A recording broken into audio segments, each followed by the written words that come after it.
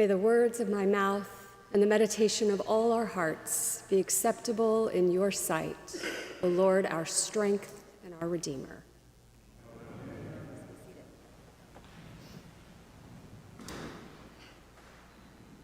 So I've remarked from this space before about time being all mixed up when we walk into church. We're in God's time, where past, present, and future are all happening together, and we're essentially in time out of time. And as we celebrate the fourth Sunday of Easter, our readings reflect that. The stories are all connected, and yet they're told out of order. So we're left figuring out how to put them together and then how to apply them to our lives today. We have Jesus at the Feast of the Dedication, which we know of as Hanukkah. He's teaching before the plot to kill him has been fully formed, but Jesus knows it's coming. We have Peter raising Tabitha from the dead after the ascension has taken place. And we have John's revelation, with the multitudes from across the world speaking with one voice at the foot of the throne. Meanwhile, in our corporate lives together, we are all in a season of change as well, as we prepare to honor those graduating from school and moving on to the next phase of their lives. Teachers, parents, and students are all making sure that all of the requirements have been completed, all of the boxes checked, and the students are prepared for what is next. The adults in their lives hope that they have passed on the wisdom and knowledge that they have, and maybe, just maybe, it's been heard. And when that moment comes, those we have loved, nurtured, cared for, and taught all these years have a deep well to draw from when they face the challenges of this life. I think we see Jesus today in that same getting the kids ready to graduate mode. The people are asking him to speak plainly about whether he is the Messiah. And his somewhat frustrated response is, I have. I've told you over and over and over.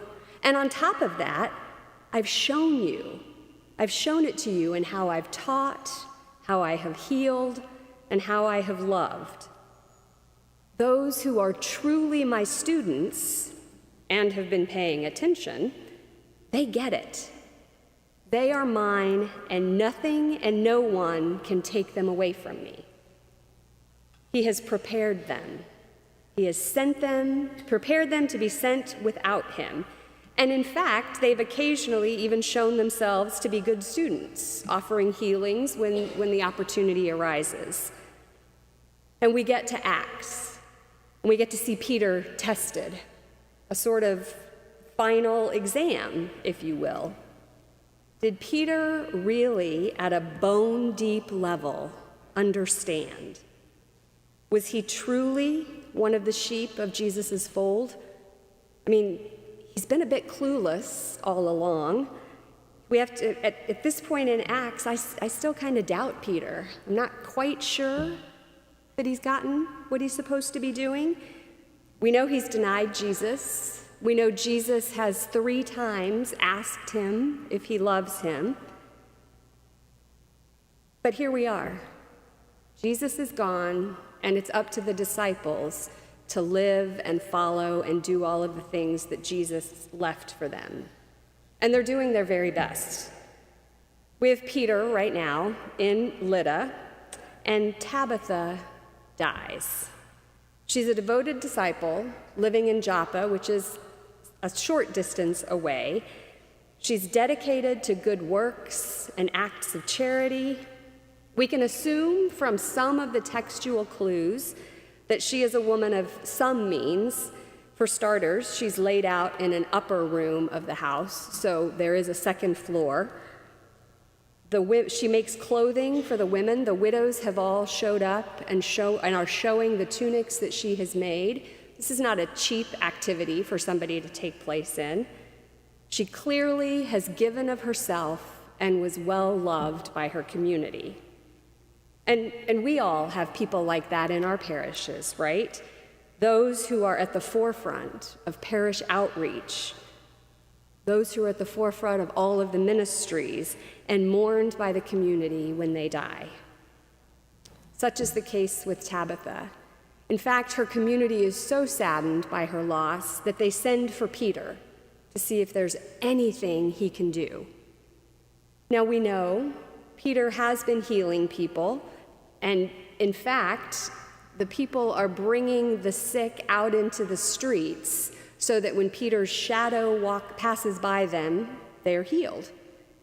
He's healed Aeneas, who's been bedridden for 8 years, and all of these healing activities were turning people to Jesus. But raising somebody from the dead, this is next level discipleship, right?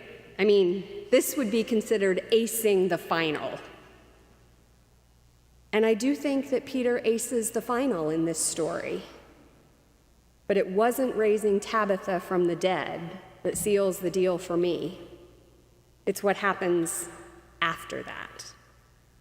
Remember, Tabitha was well beloved in the city. The widows have all arrived. Peter goes and tells the saints and the widows that she has been raised. You can imagine there's some celebrating happening.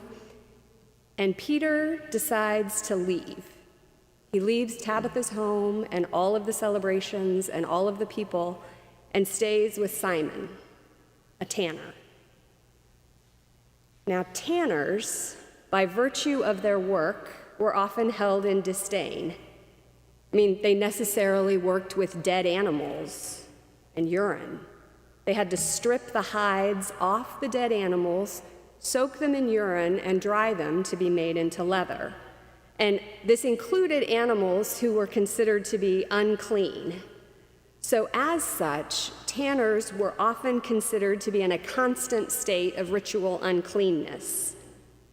Often, they were required to live outside the city walls, or at least they were pushed to the edges of the community because of the stench from their work.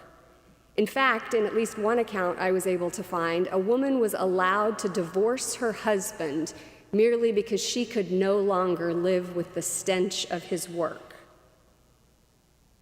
Keep in mind, this takes place before Peter has the dream of the banquet, where all of the food that he deemed to be unclean was revealed to be clean. And in this dream, Peter realizes he was also to reach out to the Gentiles. But I think here, in the story with Tabitha, we see that Peter already understood the assignment. He shows this by going to stay with Simon.